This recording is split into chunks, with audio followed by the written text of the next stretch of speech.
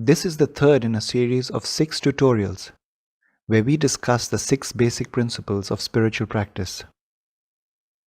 If you would like to view this presentation in full screen mode, please click on the full screen button on the bottom right hand side. Please do refer to our earlier tutorial, An Introduction to the Basic Principles, to understand the importance of these principles. The third basic principle states that in our spiritual practice, we have to go from the gross to the subtle. And this is both in terms of our efforts in spiritual practice and the aspect of God worshipped. Gross would have connotations of shallow, superficial, superfluous, mechanical, and limited in terms of both the understanding of the God principle as well as the quality and quantity of our spiritual practice efforts.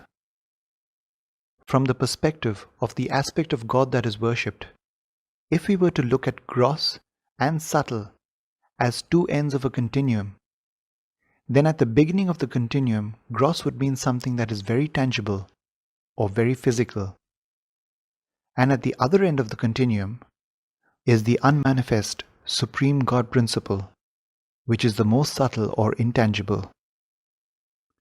So if we have to merge into the supreme God principle, which is the ultimate in spiritual evolution, then our spiritual practice too has to become more and more subtle.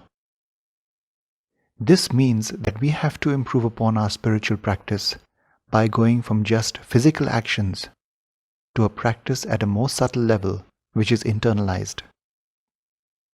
A real test for spiritual practice to be more subtle is that it needs to ensure the dissolution of the 5 senses, mind and intellect. This is because if we have to evolve spiritually, we have to transcend identifying ourselves with our gross body and our little mind and intellect, and finally, identify and merge with the soul within us. And this is actually our true nature, that is the God within us. To understand the spirit of this basic principle of spiritual practice, let's look at a couple of analogies. In this example, we see 2 people shaking hands, which is an outward sign of goodwill and agreement. But the physical display of goodwill is merely a facade. This is because at a subtle and intangible level, their thoughts about one another and their intentions do not reflect goodwill. Here's another example. We see a person going through the motions of praying, but his thoughts are far away from it. And here again we see that the gross or physical actions are not a reflection of the spiritual state of the person. From these 2 examples we see that the gross or outward signs are not necessarily a reflection of one's inner state.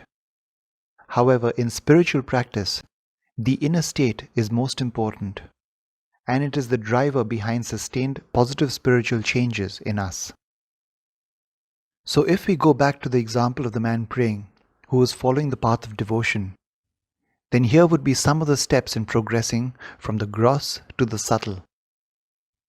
In the beginning, at the grossest level, he would attend a prayer service at a place of worship, but his thoughts would be somewhere far away. At a more subtle level, he would say only formal prayers at predetermined times such as like meal times or at weekly religious services. And these are basically prayers that have been taught to us and we rattle them out by heart but without any feeling. At an even more subtle level, we say the same formal prayers but with feeling. And then, at an even more subtle level, we say one's own heartfelt prayers. With regards to the spiritual practice of chanting the name of God, as per the religion of one's birth, it can be made more and more subtle just by improving the quality of one's chanting. In the initial stages, chanting may be done aloud or with the help of beads. But at a later stage, it is the concentration on the name and chanting at a non-verbal level in one's mind which is more subtle. And this itself will facilitate faster spiritual growth. If one is trying to remove his personality defects as a spiritual practice, Then at a gross level, one may try and correct the wrong action, such as being rude or sarcastic to people close to one. But as one matures as a seeker, at a more subtle level, one tries to correct the incorrect thought behind the wrong action. So here the incorrect thought that one could work on would be a superiority complex. Once there's a reduction in this thought, not only does rudeness or sarcasm get controlled, but also one's actions become more humble. So here again, by working on something at a more subtle level, that is one's thoughts, one positively influences many more actions. Please do reflect on whether your spiritual practice is progressively going from the gross to the subtle. And that's all for this presentation. Thank you for joining us.